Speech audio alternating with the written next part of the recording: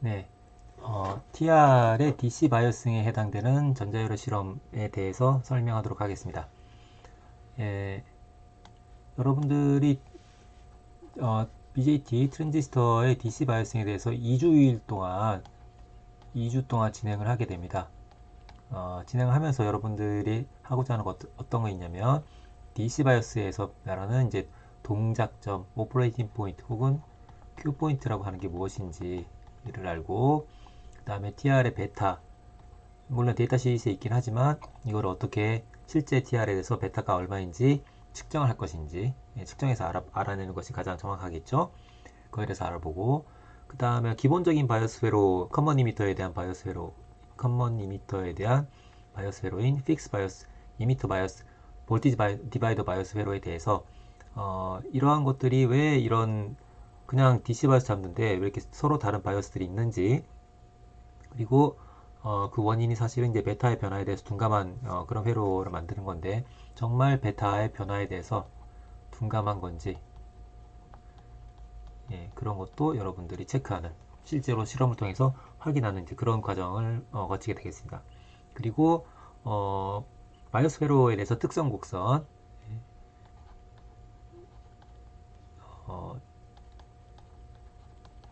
우리가 아웃풋을 생각하는 전압과 전류와의 관계식, 이거에 대해서는 이제 우리가 파악을 하고, 그 다음에 그러한 특성 곡선을 실험을 통해서 어떻게 데이터를 얻는지도 여러분들이 확인을 하게 되겠습니다. 그런 과정에서 전압과 전류를 알아야 되는 거잖아요. 전압은 그냥 측정하면 되죠.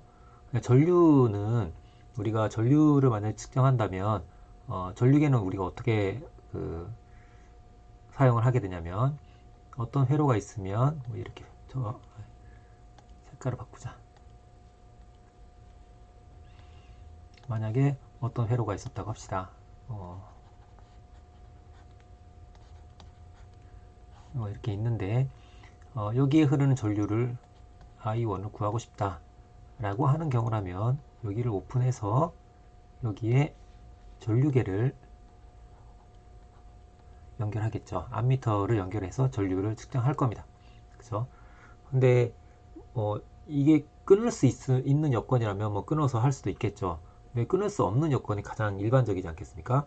그렇기 때문에 전류를 이와 같은 식으로 이제 측정하는 것은 안 된다고 가정을 하고, 우리는 전압만 측정이 가능하다고 가정을 하고, 전압을 측정한 것을 통해서 계산을 이용해서 전류를 계산해서, 그래서 측정하는 그런 방법을 통해서 전압값과 전류값을 측정을 합니다. 물론 끊지 않고도 할 수 있는 방법도 있죠. 이제 이렇게 와이어가 있으면 와이어 주변에다가 이렇게 걸어서 여기에 이제 플럭스를 측정을 해서 여기에 흐르는 전류를 알아내는 그런 장비도 있긴 하지만, 이것도 마찬가지 전류 전선이 와이어가 떠 있을 때 이제 가능한 거죠. 기타 뭐 다른 방법도 있을 수 있겠지만 가장 일반적이고 가장 손쉽게 할 수 있는 것은 전압을 재는 거죠. 예를 들어서 여기에 내가 전류를 알고 싶다 라고 한다면, 내가 저항값을 만약에 알고 있다면, 그러면 여기 양단의 전압을, 아이고, 여기 양단의 이 양단의 전압을 측정해서 저항값을 나누게 되면 전류를 알아낼 수 있겠죠. 예, 예. 이와 같은 식으로 전류를 이제 구해내서 그것을 여러분들이 활용을 하게 됩니다. 네, 그래서 동작점이라고 하는 것은 여러분들이 사장을 이론 수업을 배울 때에도 이제 배우지만, 출력 전류와 출력 전압 축에 대해서 컨먼 이미터 같은 경우에 여기가 VC가 되고 여기가 IC가 됩니다. 그때 동작할 수 있는 영역, 파워에 대한 제한 조건, 전류에 대한 제한 조건, 전압에 대한 제한 조건, 세츄레이션에 대한 것, 컷오프에 대한 것, 이런 것도 제외하고 이 나머지 액티브 리전에서 여기서 어디서 동작을 하면 좋은가, 혹은 우리에게 주어진 회로가 현재 어느 점에서 동작하고 있는가를 알아내는 거죠. 이 동작 점이죠, 포인트죠. 따라서 하나의 점으로 나타나게 됩니다. DC 값이기 때문에 변하지 않는 하나의 점으로 나타나게 됩니다. 그래서 어떤 점이 있다고 한다면 여기서 동작을 하고 있다고 한다면, 그렇다면 이 점에 전압값이 있을 거고 이 점에 전류값이 있겠죠. 그래서 VC 값과 IC 값이 있겠죠. 이 값에서 동작을 하고 있는 거죠. 그래서 여기에다가 Q 포인트니까 Q라고 쓰기도 합니다. Q 포인트라는 거죠. 네, 그래서 여러분들이 이러한 동작점을 실험을 통해서 구하는 것도 진행을 하게 되겠습니다.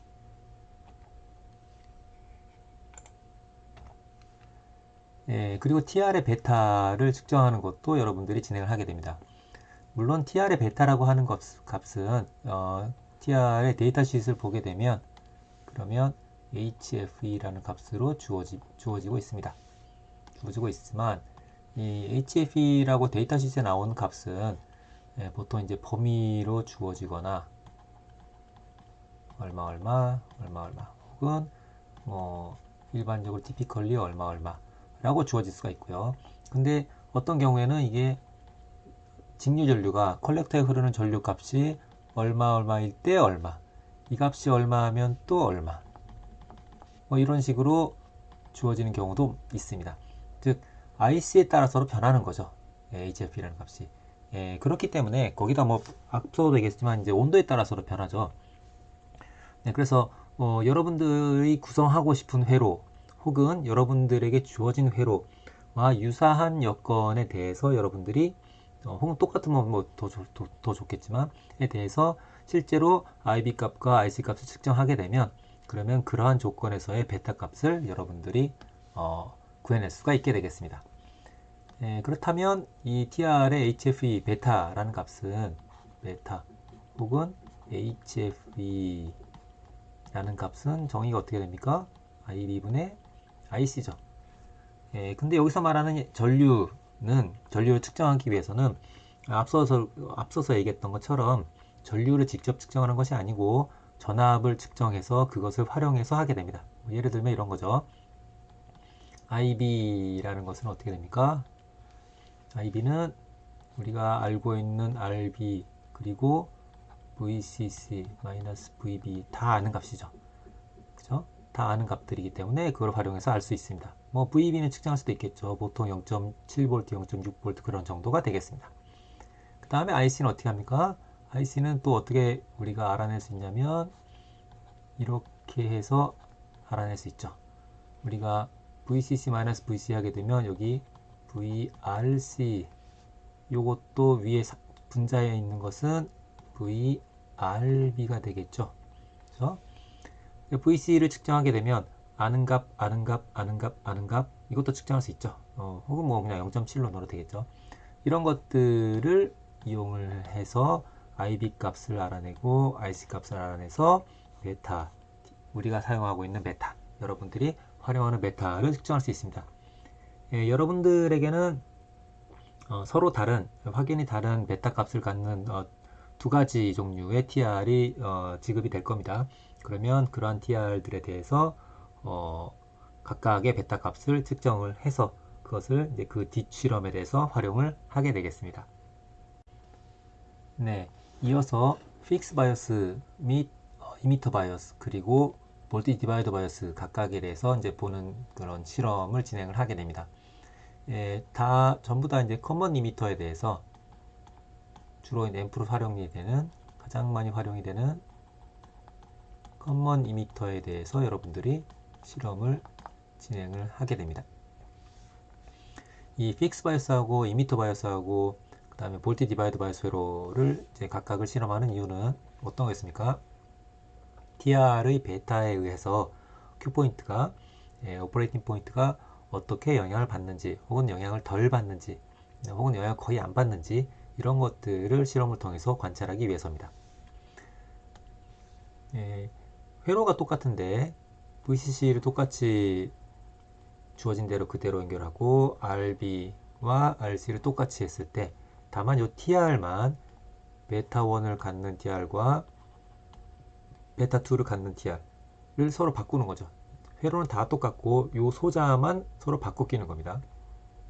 그랬을 때 이 Q포인트가 동작점이 이 점의 이제 전압과 전류 값이죠. 네. 그 값이 변화가 있는지 혹은 별로 없는지 혹은 아예 거의 없는지 이런 것들을 관찰하는 이제 그런 실험을 진행을 하게 됩니다. DR을 서로 바꿔가면 교체해가면서 이제 실험을 진행하는 거죠.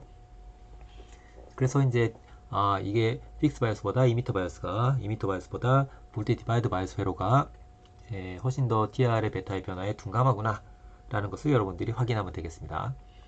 그리고 또 다른 하나는 어떤 것을 하게 되냐면 여러분들이 이 로드 라인이라고 하는 이 검정색 직선 이것을 실험을 통해서 얻는 과정이 되겠습니다. 실험을 통해서 어떻게 얻으면 될까요? 실험을 통해서 네.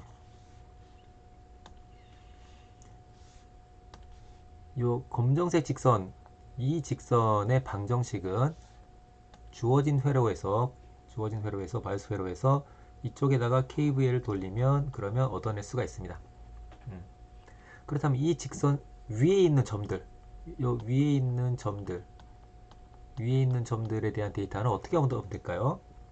이 위에 있는 점들에 있는 데이터는 이 직선과 이 파란색 곡선과의 교점입니다. 따라서 이 파란색 곡선을 변화시키게 되면 그러면 그 교점들이 다 변하게 되겠죠. 그 데이터를 이으면 이 직선의 데이터를 얻을 수가 있을 겁니다. 한 가지 방법이죠. 그래서 이게 전부 다 IB 값이 다른 것들인데 IB를 변화시켜 가면서 IB를 변화시켜 가면서 그때그때마다 Q포인트 값, 즉 VCE 값과 IC 값의 데이터를 얻어서 이 데이터 여러 개를 직선으로 이으면 그러면 이 직선을 여러분들이 얻을 수가 있는 거죠. IB를 변화시키기 위해서 어떻게 하면 됩니까? 이쪽에다 KVL 돌리게 되면 IB는 이와 같이 얻을 수가 있었죠. 아이고, 다시 쓰자. 이와 같이 얻을 수가 있었습니다. 따라서 IB를 변화시키려면 이건 상수고 이것도 상수나 마찬가지이기 때문에 RB를 변화시키면 자연히 IB가 변하게 됩니다. 그렇죠? RB를 줄이면 IB가 커지게 되겠죠. 그런 과정을 통해서 IB 값을 바꿔가면서 데이터들을 여러분들 수집해서 그것을 직선의 형태로 읽게 되면 그러면 이 검정색 직선, 특성 곡선을 얻을 수가 있게 됩니다. 로드라인에 해당되는 얻을 수 있다는 거죠. 그렇죠? 혹은 만약에 여러분들이 IB가 저인인 상태에서 이 직선을 얻고 싶다고 한다면 예를 들어서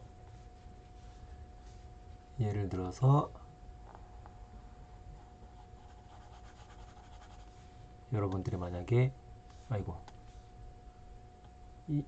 이 직선을 얻고 싶다고 한다면 예를 들면 여기에서 IB는 고정시켜 놓고 얘를 고정시켜 놓고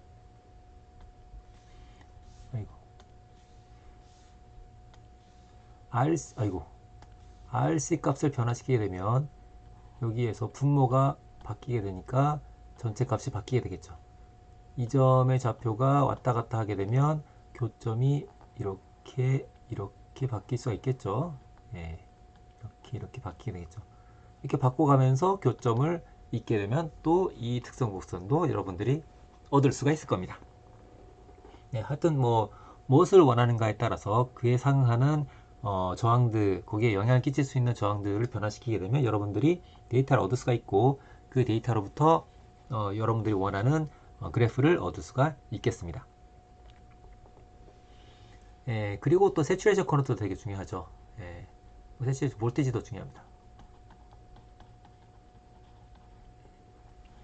여러분들이 신호를 키우게 되면 IB를 계속 증가시키면 여기가 올라가다 점점 올라가서 더 이상 못 올라가게 됩니다. 그런 데가 있어요. 그럼 그 점의 전압도 구할 수가 있을 것이고 VC saturation 그 점의 전류 IC saturation도 구할 수가 있겠죠.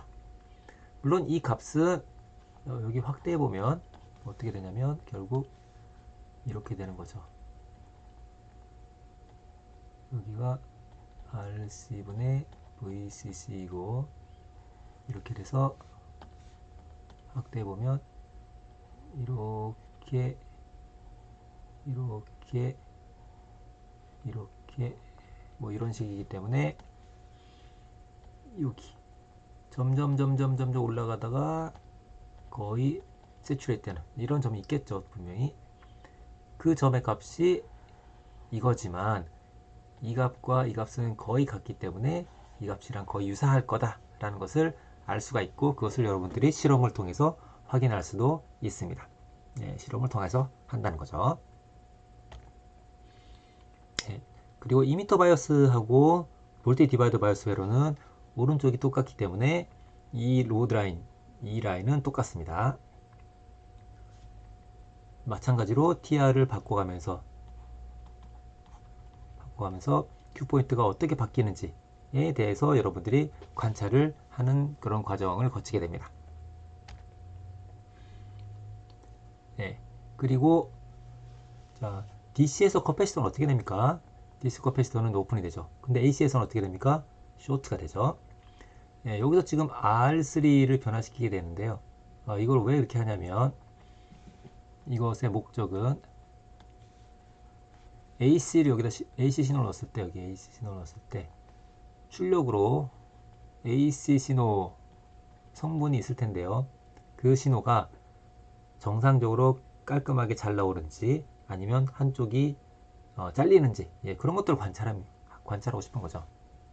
이론 수업 시간에도 얘기한 것처럼 만약에 바이오스가 예를 들어서 이런 데 잡혔다 라고 하게 되면 입력을 내가 V니까 이렇게 넣으면 상관이 없는데, 그렇지 않고 만약에 입력을 이렇게 출력이 나오도록 하는 입력을 넣었다고 한다면, 그러면 출력이 나올 수 있는 값은 여기를 따라서 이렇게 내려가다가 여기서 막히게 되죠. 그렇죠? 따라서 실제 출력은 어떻게 될 거냐면 이렇게 가다가 잘리고 쭉 이렇게 가다 더 이상 못 가 쭉 더 이상 못 가 쭉 아이고 이렇게 아이고 이상하다. 네, 이런 식으로 된다는 거죠. 이런 것들이 바이오스가 여기 잡힐 때 혹은 이쪽 끝에 잡힐 때 그렇게 되면 신호가 잘리는 모습을 여러분들이 확인할 수가 있습니다. 잘 잘리는 게 잘 관찰이 안 된다 그러면 인풋 신호의 크기를 키워서 이거의 V인의 피크 값을 키우게 되면 크게 나오겠죠, 출력이. 그래서 잘리는 모습을 여러분들이 관찰을 할 수가 있을 겁니다. 그리고 이어서 볼테이지 디바이더 바이오스 회로가 되겠습니다. 마찬가지로 여기 내에서도 여러분들이 베타 1, 베타 2 두 종류의 TR에 대해서 큐포인트가 얼마나 이번에는 안 변하는지를 볼 겁니다. 거의 안 변한다는 거죠. 근데 거의 안 변하기 위해서는 여러분들이 이 저항들에 대해서 조건을 만족하도록 설계를 해야 될 겁니다. 설정을 해야 되겠죠. 그렇게 했을 때, 야, 진짜 볼테이지 디바이더 바이오스 회로는 그런 조건만 만족이 되면 TR이만 바뀌어도 도대체가 큐포인트가 거의 안 변하는구나 라는 것을 확인할 수가 있게 되겠습니다. 이와 같이 해서 여러분들이 2주 동안에 걸쳐서 TR의 DC 바이오스에 대해서 실험을 진행을 하게 되겠습니다.